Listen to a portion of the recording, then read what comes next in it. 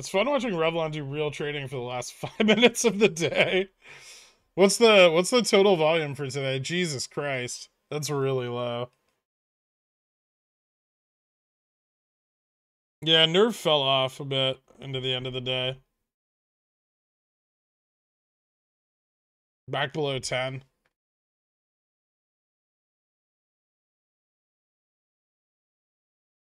GG.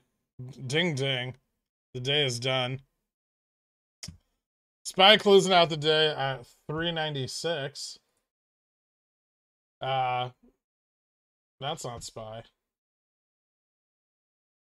There we go.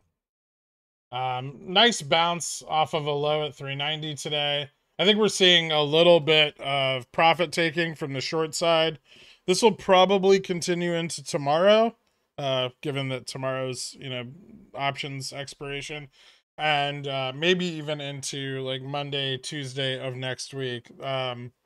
Huge amounts of puts probably going to be closed and repositioned, and this will start to pull the SPY back up. I don't know. I don't think we're going to hit the previous highs, but we'll probably end up somewhere around like 411, maybe going 411, 412 going into the CPI reports, which are, I think, the week after this one. After this coming week. Yeah, I think, no, they're next week. CPI reports are, CPI and PPI are next week. Or PMI? PMI. CPI and PMI are next week. So those could be bullish again, given that oil prices are still down. But core inflation's still rising, so we'll see. It may be a little worse than last month, and that could cause another pullback. So we'll watch that, but mostly bullish for the next few days as far as the market's concerned. And I'll show you out here on like the 1 hour. See, it looks like we can pull back. Maybe 400 will be our top, but I think we can pull back a little further just because of the sheer size of the put positions right now and how steep our drop off was. But watch both levels. Watch 400. Watch 405. If it breaks higher, watch that like 412 range. These are going to be very important, critical levels for repositioning into the short side for the latter half of the month. GME, kind of a weird day. Dropped really hard with the market on open. It didn't have a lot of pre-market action is one of the reasons. And then we got that big sell-off. I think towards the end of the day we started to see some of that internalization that's been going on for several days now shed off. Maybe a little bit of that this morning as well. It's still going to be really high. ETF FTDs tomorrow are relatively similar to today, so I don't expect a lot of price action. Tuesday is going to be higher though because it's 2 days of fails on one day, and one of those days is quite high. So we have about 1.7 times the number of ETF FTDs that day.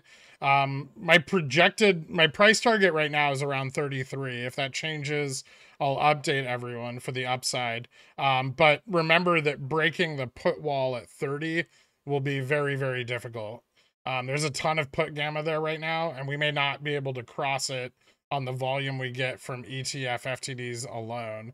Also, careful with selling any CSPs for the rest of this week, as next week will probably be better for them as Ivy rises into earnings on Wednesday after market close.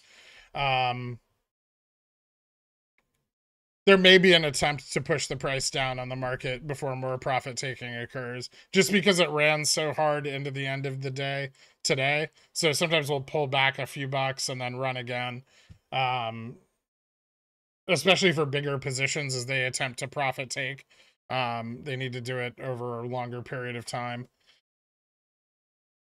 BBBY, not great. I think we're seeing more weekly capitulation. We're seeing more leap capitulation at the $10 strike, obviously, as BBBY falls away from the resistance there. A lot of what was supporting BBBY at this price level was those $10 leaps, and it's now falling. Remember though, it will probably sustain a price above 833 until they complete that at the money offering, because that is their projected range for it. And lastly, Revlon was just dead today. Barely any volume traded. I'm really interested to see how the next couple days play out on it, especially Monday, and Tuesday and Wednesday next week, as those are the corresponding days for the big run when they pushed it off of Reg Show. So we'll see how that goes. Fubo, yeah, I could go over it. I mean, it mostly just tracked with the market today.